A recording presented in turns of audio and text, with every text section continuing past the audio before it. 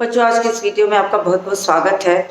मैं आपको विशेषण पढ़ा रही हूँ और जिसमें मैंने आपको विशेषण की परिभाषा, उसके भेदों की परिभाषा, उनके उदाहरण, इतनी चीज़ें मैं आपको पढ़ा चुकी हूँ। और मैंने आपको विशेषण के भेद और उपभेद यानी गुणवाचक विशेषण के अलावा संख्यावाचक विशेषण और परिमाणवाचक विशेषण में उनके दो भेद भी बताए हैं। अब इसी के साथ सार्वनामिक तक मैं पहुंच गई थी। आज मैं आपको सार्वनामिक के विशेषण के भेद भी बता दे रही हूँ। यद्यपि सार्वनामिक विशेषण के भेद कक्षा 6 के विद्यार्थियों के लिए उतना आवश्यक नहीं है, फिर भी आपका ये रिवीजन सेशन है। रिवीजन के दौरान आपको चीज़ें बताई जा सकती हैं, आपको आसान लगेगा और आगे की कक्षाओं में जब कभी पढ़ना होगा तो वो आपके लिए बहुत फ़ायदेमंद होगा। तो मैंने सोचा कि आपको आज मैं सार्वनामिक विशेषण के भी जो भेद हैं उनके नाम लिखकर उनके बारे में थोड़ा सा समझा दूँ। तो मैं सार्वनामिक विशेषण के भेद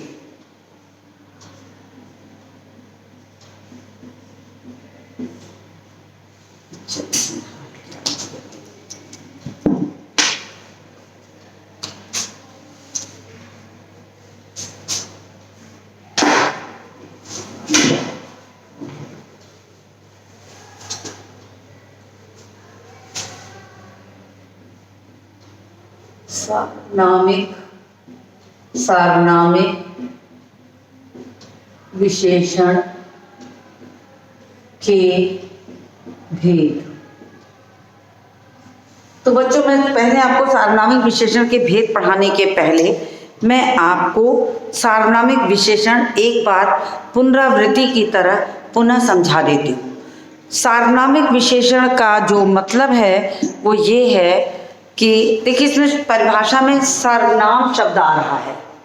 सर्वनाम शब्द आ रहा है जो कि आपको ये बताता है कि वह सर्वनाम शब्द जो संज्ञा की विशेषता का कार्य करने लगे उसे हम सार्वनामिक विशेषण कहते हैं।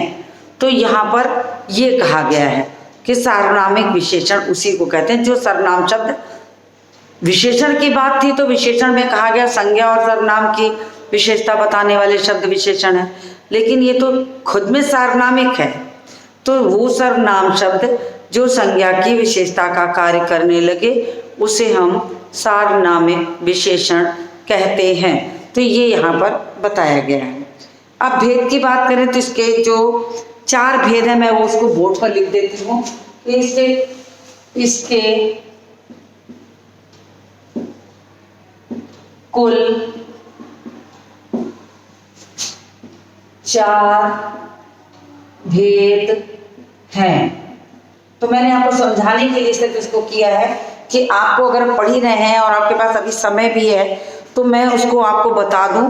बहुत विस्तार में नहीं जाऊंगी क्योंकि आपके पाठ्यक्रम के हिसाब से सिर्फ सर्वनाम के भेद ही आपको पढ़ने हैं, लेकिन फिर भी चूंकि आपके पास सार्वनामिक विशेषण की बात आ गई है तो मैं इसके भेद आपको समझा देती हूँ। तो पहला है इसका संकेतवाचक, जो आप लिखे हैं। इस सार्वनामिक विशेषण को बहुत जगह पुस्तकों में संकेतवाचक विशेषण भी लिखा मिलता है। संकेतवाचक विशेषण तो आपका है ये संकेतवाचक विशेषण। दूसरा है अनिश्चयवाचक, अनिश्चयवाचक।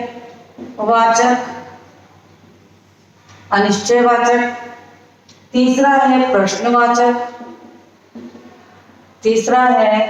प्रश्नवाचक विशेषण या विशेषण लिख देते हैं, नहीं तो आपको कंफ्यूजन हो जाएगा। और चौथा है संबंधवाचक। तो आप बिल्कुल कंफ्यूज मत होइएगा कि ये आपका विशेषण नहीं है, वास्तव में ये विशेषण ही है और सार्वनामिक विशेषण का भेद है। जहां आपको बिल्कुल निश्चित बताया गया रहता है संकेत कि यह घड़ी राम की है, तो यह घड़ी यानी घड़ी जो है वो निश्चित है कि राम की है, तो ये संकेत दे रहा है। तो यहाँ पर जो है हम संकेतवाचक विशेषण कहते हैं। और संकेतवाचक विशेषण में आपको सबसे पहले मैं बता दूं कि वह सर्वनाम शब्द जहाँ, यानी कि सर्वनाम के तुरंत बाद संज्ञा का होना अनिवार्य है, उसी संज्ञा की विशेषता का काम सर्वनाम करता है। तो मैं उदाहरण के साथ इसको समझाऊंगी। संकेतवाचक विशेषण, संकेतवाचक विशेषण जो होता है वो उसे हम कहते हैं संकेतवाचक विशेषण। जो आपका संकेतवाचक सर्वनाम है या निश्चयवाचक सर्वनाम है वही आपका यहाँ विशेषण है, यानी वो निश्चयवाचक सर्वनाम शब्द जो निश्चित रूप से संज्ञा की विशेषता का कार्य करता है उसे हम संकेतवाचक या निश्चयवाचक सार्वनामिक विशेषण कहते हैं। ये कहा गया है। चूंकि मैं इसको बोर्ड पर इसलिए नहीं लिख रही हूँ क्योंकि ये पाठ्यक्रम में उतना नहीं है, मैं इसको सिर्फ आपको इसीलिए समझा रही हूँ और उदाहरण देकर समझाऊंगी। तो मैं एक उदाहरण लिख देती हूँ। इसमें पहले का एक उदाहरण लिखती हूँ। यह लड़का बीमार है, यह लड़का बीमार है। अब देखिए यहाँ पर यह जो है निश्चयवाचक सर्वनाम है। यहाँ पर ये जो यह है ये बिल्कुल निश्चयवाचक सर्वनाम है। तो निश्चयवाचक सर्वनाम होने के कारण ये यहाँ पर इसकी विशेषता का कार्य कर रहा है। इसकी विशेषता का कार्य करने के कारण इसे हम या तो निश्चयवाचक सार्वनामिक विशेषण कहेंगे या हम इसे संकेतवाचक सार्वनामिक विशेषण कह सकते हैं। तो ये दो चीजें आपको ध्यान में होनी चाहिए। एक उदाहरण और लिखती हूँ। वे पेड़ हरे हैं, वे पेड़ हरे हैं। अब किसी पेड़ की ओर इशारा करके निश्चयवाचक सर्वनाम का यहाँ प्रयोग किया गया है। किसी खास पेड़ की ओर इशारा करके यहाँ पर कहा जा रहा कि वे पेड़ हरे हैं, यानी ये पेड़ जो हैं हरे हैं, ये निश्चितता का बोध करा रहा है। इस कारण से यहाँ पर ये निश्चयवाचक सर्वनाम है, लेकिन यहाँ पर पेड़ की विशेषता का कार्य कर रहा है। इस कारण ये संकेतवाचक विशेषण या निश्चयवाचक सार्वनामिक विशेषण कहलाएगा। तो मैंने आपको समझा दिया कि सार्वनामिक विशेषण के जो 4 भेद हैं उसमें ठीक वैसे ही इसको हम निश्चयवाचक भी कहते हैं। इसको मैं यहाँ लिख दे रही हूँ, इसको निश्चयवाचक सार्वनामिक विशेषण भी कहते हैं, या इसको संकेत कहिए या निश्चय। अब ठीक इसी तरीके से अब यही जैसे आपका सर्वनाम है ना, वही सर्वनाम का जो भेद है निश्चयवाचक अनिश्चयवाचक, वही यहाँ पर विशेषण का कार्य करने लगेगा। और ऐसे सारे सर्वनाम शब्दों के, चाहे वो अनिश्चयवाचक सर्वनाम शब्द हो, प्रश्नवाचक सर्वनाम शब्द हो या संबंधवाचक सर्वनाम शब्द हो, जिसकी उसकी इत्यादि, तो ये सारे जो शब्द हैं सर्वनाम के, ये जब भी किसी संज्ञा के लिए कार्य करने लगेंगे तो इसे हम संज्ञावाचक, क्षमा चाहूँगी, सार्वनामिक विशेषण कहते हैं। तो इतनी बात आपको समझ में आ गई होगी। और मैं 2 उदाहरण पे पहला बताई, अब मैं सिर्फ उदाहरण आपको समझाऊंगी क्योंकि ये आपके पाठ्यक्रम में अभी नहीं रखा गया है। फिर भी आपको सर्वनाम पढ़ाया गया है, सर्वनाम के भेद मैंने पढ़ाए हैं, बल्कि मैंने कक्षा में आपको तरीका बताया कि आप उसे कैसे रटें। पुरुष निश्चय अनिश्चय, प्रश्न निश्चय संबंध, ऐसे कहकर मैंने उसे आपको रटाया है। उसी के रटने से आपको ये भी समझ में आ जाएगा। तो इस तरह से देखा जाए तो यह लड़का बीमार है, यहाँ पर ये निश्चितता का बोध करा रहा शब्द, इसलिए ये निश्चयवाचक सर्वनाम है। और यहाँ पर संज्ञा की विशेषता का कार्य कर रहा है, इसलिए ये निश्चयवाचक सार्वनामिक विशेषण बन गया। तो ये 2 उदाहरण के बाद मैं अब, ये पुस्तकें मेरी हैं, ये पुस्तकें मेरी हैं। अब यहाँ पर भी ये इसी तरह से निश्चयवाचक सार्वनामिक विशेषण है। दूसरा है वह लड़की चतुर है। वह लड़की चतुर है। अब यहाँ पर ये बन गया, तो देखिए अपने आप आपको समझ में आने लगेगा। अब ये आपका पहला हो गया, तो अब मैं दूसरा बताती हूँ। दूसरा है अनिश्चय वाचक सार्वनामिक विशेषण। यानी यहां पर जो सर्वनाम शब्द आएगा वो आपका अनिश्चयवाचक सर्वनाम ही होगा। जैसे हम अनिश्चयवाचक सर्वनाम भी आपको समझा दें कि अनिश्चयवाचक सर्वनाम में क्या होता है कि हम वो सर्वनाम शब्द जो अनिश्चितता को बताता हो कि दरवाजे पर कौन खड़ा है, दूध में कुछ पड़ गया, यानी ये आपको नहीं पता है कोई कुछ इत्यादि से, कौन कोई कुछ इत्यादि से आपके जो अनिश्चयवाचक शब्द होते हैं यही यहाँ पर आपको विशेषण का कार्य करने लगेंगे। तो जब ये अनिश्चयवाचक सर्वनाम के शब्द किसी संज्ञा की विशेषता में अनिश्चितता का बोध कराते हैं तो वहाँ पर अनिश्चयवाचक सार्वनामिक विशेषण होता है। तो मैं आपको इसीलिए मैंने पहले आपको अनिश्चयवाचक सर्वनाम भी समझाया कि आपको अगर वो याद रहेगा। मैंने आपको सर्वनाम जब पढ़ाना प्रारंभ किया था तो मैंने इस तरह के, जब मैं आपको पढ़ा रही थी तो उस समय मैंने ये सारे उदाहरण दिए थे कि दरवाजे पर कौन खड़ा है, तुम्हें दूध में कुछ पड़ा है। तो इस तरीके से कोई कुछ इत्यादि से आपके जो है अनिश्चितता का बोध होता है और वे शब्द जो हैं अनिश्चयवाचक सर्वनाम हैं। इस कारण से ये यहाँ जब यही अनिश्चयवाचक सर्वनाम शब्द संज्ञा की विशेषता का कार्य करने लगते हैं तो उसे हम कहते हैं अनिश्चयवाचक सार्वनामिक विशेषण। तो इतनी बात आपको समझ में आ गई होगी। मैं इसका उदाहरण लिखती हूँ।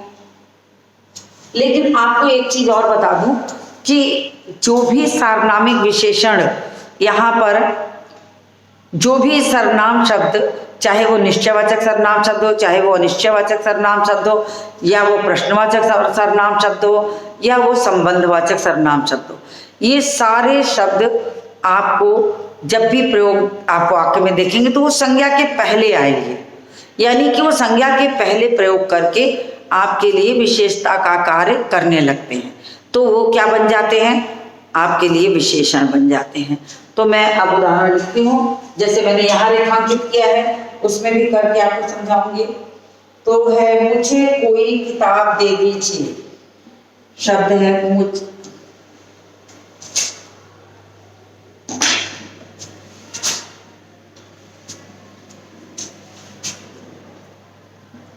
मुझे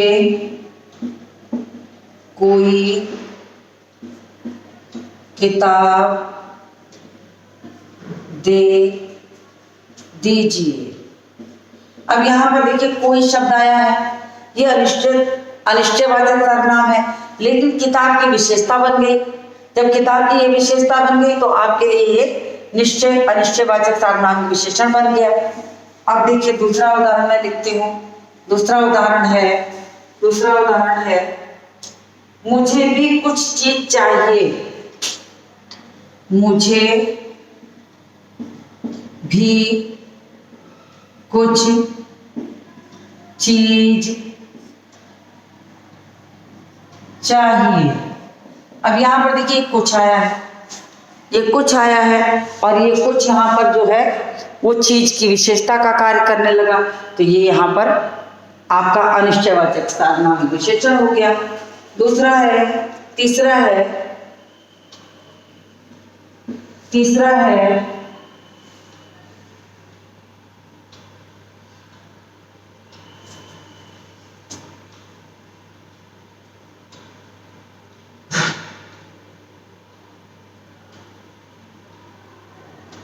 किसी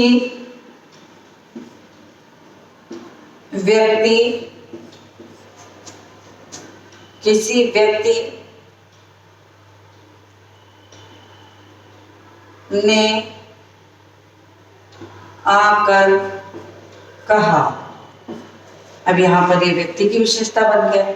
तो इस तरीके से मैं आपको बहुत विस्तार में नहीं ले जाऊंगी, लेकिन आपको ये सर्वनाम आता है तो आपको ये भी आसानी से आ सकता है। तो इतनी चीज आपको समझ में आ गई होगी। अब मैं तीसरा समझाती हूँ। तीसरा है प्रश्नवाचक सार्वनामिक विशेषण। ये प्रश्नवाचक, मैंने विशेषण लिखा है, प्रश्नवाचक सार्वनामिक विशेषण। फिर यहां भी यही हो जाएगा। क्लियर कर दिया मैंने इसको अच्छे से लिख के। तो तीसरा है प्रश्नवाचक सार्वनामिक विशेषण। प्रश्नवाचक सार्वनामिक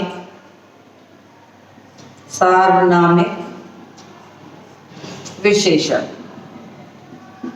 अब आपको समझ लीजिए, अगर आपको विशेषण आता है तो आपको अगर सर्वनाम आता है तो आपको सार्वनामिक विशेषण भी आ जाएगा, क्योंकि वही सर्वनाम के जो भेद हैं यहाँ पर संज्ञा की विशेषता का कार्य कर रहे हैं।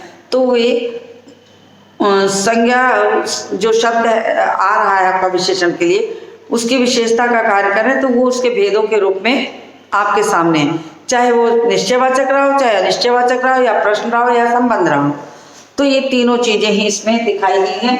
तो प्रश्नवाचक सर्वनाम का क्या शब्द है कि वो सर्वनाम शब्द जो प्रश्न पूछने के लिए प्रयोग किया जाता है उसे हम प्रश्नवाचक सर्वनाम कहते हैं।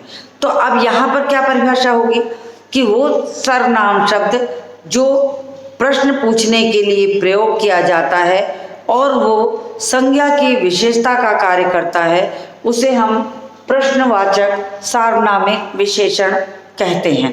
तो ये यहाँ पर आपको आना चाहिए। मैं इसका उदाहरण लिखती हूँ। आप क्या चीज खरीदेंगे या आप क्या चीज लेंगे। उदाहरण है, आप क्या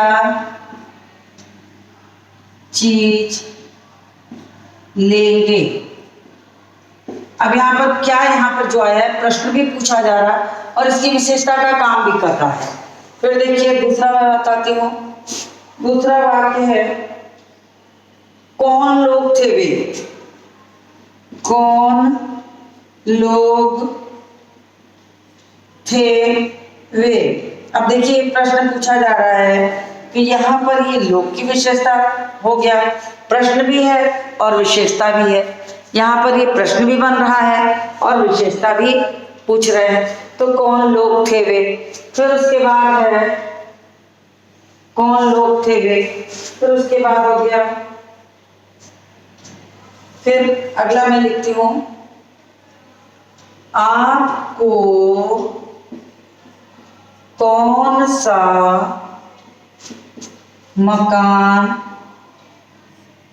अच्छा लगा। अब देखिए प्रश्न भी है, ये प्रश्न भी है और साथ ही साथ आपका प्रश्न के साथ विशेषण भी बन गया। ये प्रश्न होने के साथ साथ विशेषण भी बन गया। क्यों बन गया। मकान की विशेषता बता रहा कि बहुत सारी चीजों में से आपसे प्रश्न पूछा जा रहा है कि आपको कौन सा मकान अच्छा लगा, यानी ये विशेषता का कार्य कर रहा है। तो मैंने आपको ये भी समझा दिया कि सार्वनामिक विशेषण के भेद कैसे स्पष्ट होते हैं। तो ये चीजें आपको समझ में आ गई होंगी। मैं किनारे हट रही हूँ, आप इसका स्क्रीनशॉट लीजिए। संभवतः आपने स्क्रीनशॉट इसका ले लिया होगा, क्योंकि ये आपको काम आएगा। स्क्रीनशॉट ले लीजिए। आपको उदाहरण अगर देकर मैंने पूछा तो आप अगर बताएंगे तो मुझे ये लगेगा कि मैंने पढ़ाया तो बच्चों को समझ में आया है।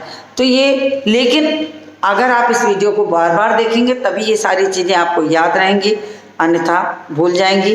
तो मैं स्क्रीनशॉट आप ले चुके होंगे, मैं इसको रब कर रही हूँ। तो इसको रब करके फिर मैं आपको चौथा समझाऊंगी। तो मैं इसको रब कर रही हूँ। तो इतनी चीजें आपको समझ में आ गई होंगी।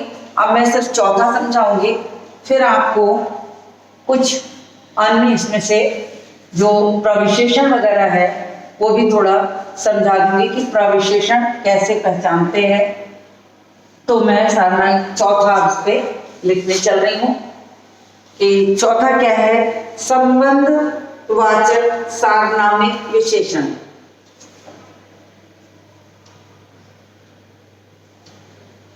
चौथा है संबंधवाचक सार्वनामिक विशेषण।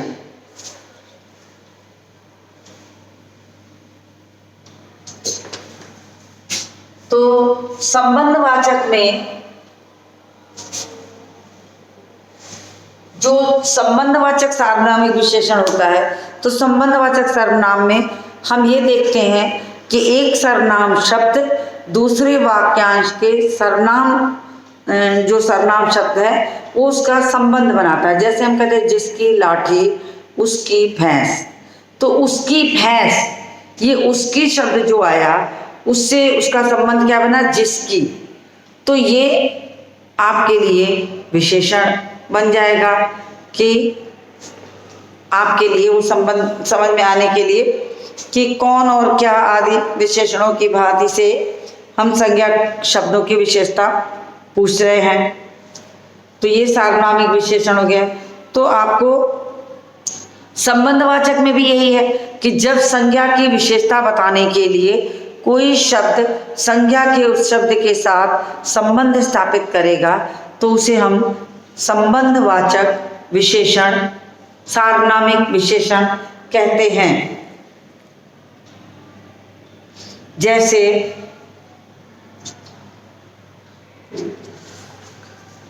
जिन पुस्तकों को, जैसे मैं इस पे पहले लिख दूं संबंधवाचक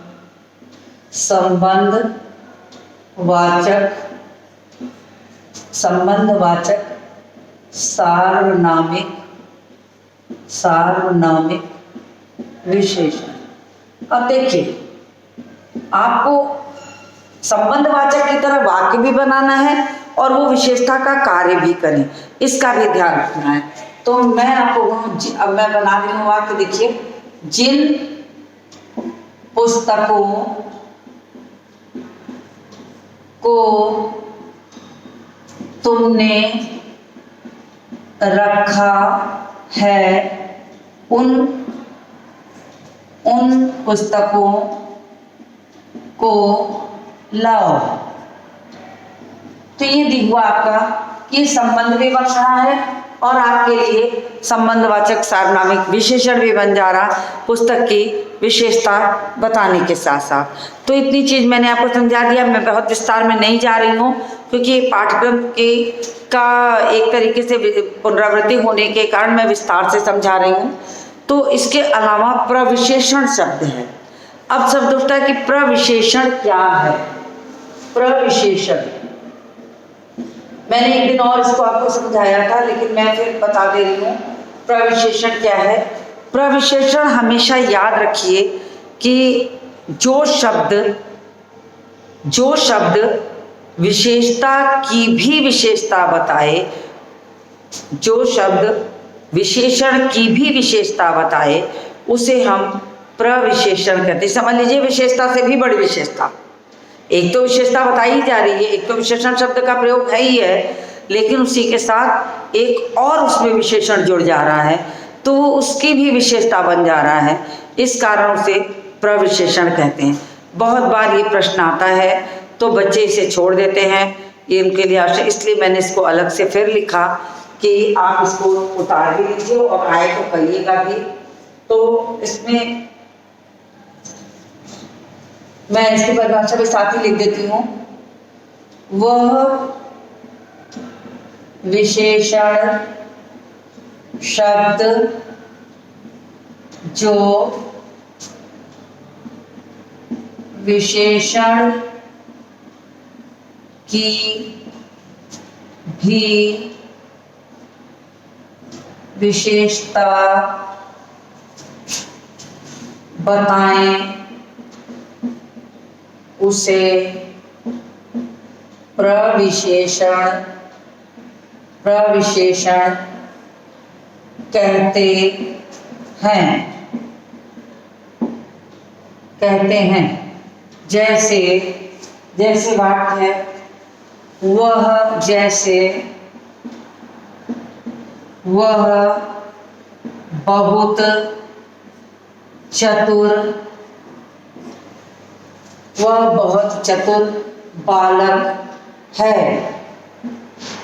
अब देखिए यहाँ पर चतुर जो है वो विशेषण है, ये यहाँ पर विशेषण है, तो इसकी भी विशेषता का कार्य ये बहुत कर रहा है। बहुत यहाँ पर आपकी इसकी भी विशेषता बन जा रहा, इसलिए ये क्या हो जाएगा, प्रविशेषण। ये बन जाएगा आपका प्रविशेषण, तो इसे हम कहेंगे प्रविशेषण। तो इसी तरीके से वह सुंदर है, वह बहुत सुंदर है, वह तेज है, वह बहुत तेज है, वह चालाक है, वो ज़्यादा चालाक है।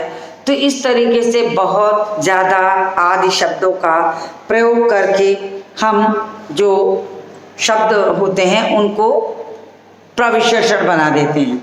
अब इसके बाद की बारी है कि विशेषण की अवस्थाएं आपको बता दूं। तो विशेषण की 3 अवस्थाएं होती हैं, मूलावस्था, उत्तरावस्था और उत्तमावस्था। तो विशेषण की जो अवस्थाएं हैं मैं उसको थोड़ा समझा दूं आपको।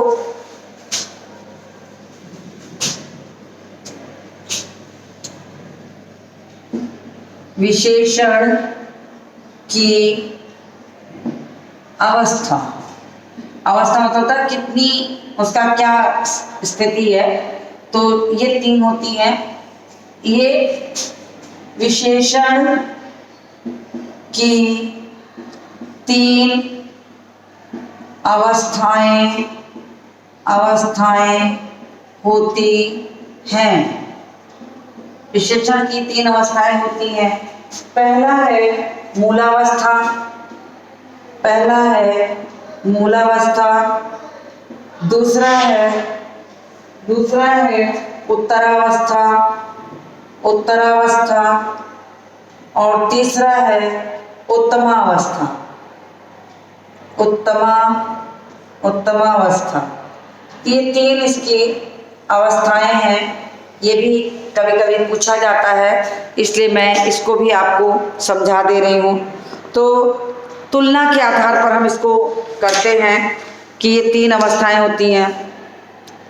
जैसे हम कहेंगे कि वह सुंदर है, उसके बाद अगर हम कहते हैं वह सुंदर है, तो यहाँ ये मूलावस्था, यानी वो सुंदरता एक उसका मुख्य विशेषण है जो वो आ रहा है। लेकिन हम कहते हैं वह राम से सुंदर है, तो ये उत्तरावस्था हो गया कि उसकी तुलना मैंने एक दूसरे चीज से की कि वो राम से सुंदर है, वो राम से सुंदर है। फिर उसके बाद अगर हम कहें कि ये कह दें कि वो राम की अपेक्षा, वह राम की अपेक्षा मोहन से भी ज़्यादा सुंदर है, तो मैंने उसको तीसरे हिस्से से जोड़ दिया। इसको हम उत्तमावस्था कहते हैं। यानी यहाँ पर मुख्य तुलना होती है, यहाँ पर किसी एक से तुलना की जा रही है, और जब यहाँ आते हैं तो ये किसी अन्य के साथ, 2 के साथ हो जाती है। तो ये होता है। इसका उदाहरण मैं आपको पढ़ के समझा दूँ कि जैसे हम कहते हैं वह मेहनती है, तो ये इसका मूलावस्था हो गई।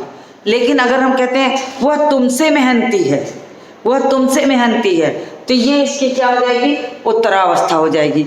लेकिन अगर हम ये कहें कि वह तुमसे, उसके बाद मैं कह दूं कि वो सबसे अधिक मेहनती है, अब यहाँ पर ये उत्तमावस्था हो जाएगी। वह मेहनती है, वह तुमसे मेहनती है, वो सबसे मेहनती है। तो यहाँ पर सबसे अधिक या वह सबसे अधिक मेहनती है, तो वह मेहनती है, वह तुमसे मेहनती है, वो सबसे अधिक मेहनती है। तो ये 3 स्थितियां परिश्रम के यानी विशेषण की 3 स्थितियां यहाँ हो गई, जिसको हम कहते हैं मूलावस्था, उत्तरावस्था और उत्तमावस्था। हालांकि ये थोड़ा आपके स्टैंडर्ड से ज़्यादा की चीज़ें हो गई, लेकिन आपको अगर मैं शब्द के साथ बताऊं तो इसको कैसे कहते हैं, जैसे सुंदर, सुंदरतर, सुंदरता। शब्द क्या होगा इसका, सुंदर, सुंदर, फिर सुंदरतर, सुंदरतर। जो आप अंग्रेजी में डिग्री पढ़ते हैं गुड, बेटर, बेस्ट वही ये है। और सुंदरतम, सुंदरतर, सुंदरतर और सुंदरतम, सुंदरतम। तो आप अंग्रेजी में डिग्री ऐड करते हैं ना, वो यही वो है कि गुड, बेटर, बेस्ट को जो करते हैं यही ये है, अवस्थाएं हैं जो सुंदर, सुंदरतर, सुंदरतम। तो मैंने आपको यहाँ तक की चीज़ें पढ़ाते हुए आज मैंने विशेषण, आप इसका स्क्रीनशॉट ले लीजिए, ले लिया होगा आपने इसका स्क्रीनशॉट। तो मैंने आज आपको यहाँ तक विशेषण समझा दिया। अब कल मैं आपको विशेषण बनाना सिखाऊंगी। तो आज के इस वीडियो को यहीं समाप्त करती हूँ और मिलती हूँ आपसे अगले वीडियो में।